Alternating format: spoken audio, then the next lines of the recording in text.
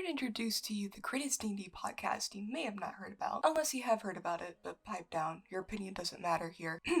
Well, the podcast in question is Just Roll With It, a podcast that I consider to be the greatest of all time. However, I do realize that can be unfair of an assumption, because I don't really watch any other D&D podcasts, so here's the funny twist in this video. It's actually a genre review of D&D podcasts, because it's for class. Say hi to my professor.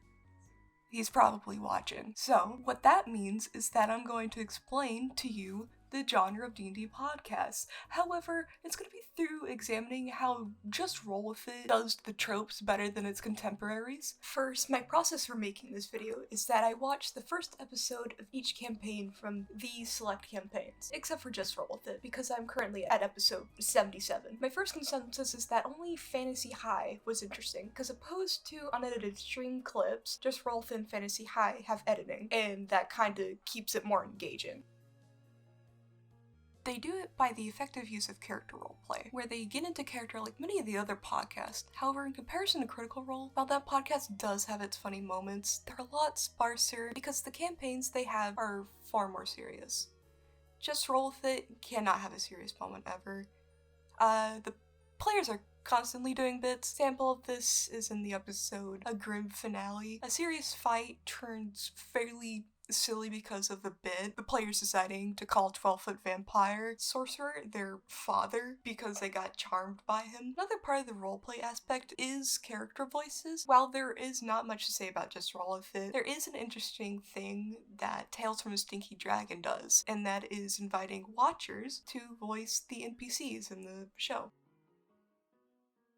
Moving on, another staple is descriptions brought about by the DM. However, amongst many, Matt Mercer is the best at this. This is because his style of description, including imitating the sounds of explosions and the monsters they fight with his mouth, is prevalent in some of the other podcasts I've watched, Just Roll With It being one of those podcasts.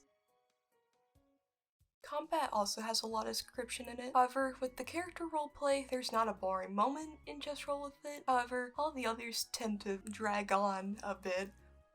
Furthermore, Just Roll With It seems to have divine timing with their ability rolls. However, this tends to always be the case with the podcast. A good example is Fantasy High. Every roll in the first episode is perfectly crafted by the gods to craft the story for all the characters to end up in detention to eventually form their adventuring party. However, ability rolls are a part of any good D&D campaign, since it would be boring to always win, as failure makes stories interesting. Additionally, any good campaign has character introductions. This is present in the podcast as well. However, it has a different purpose, not only to introduce the characters to any other players, but also to the listener.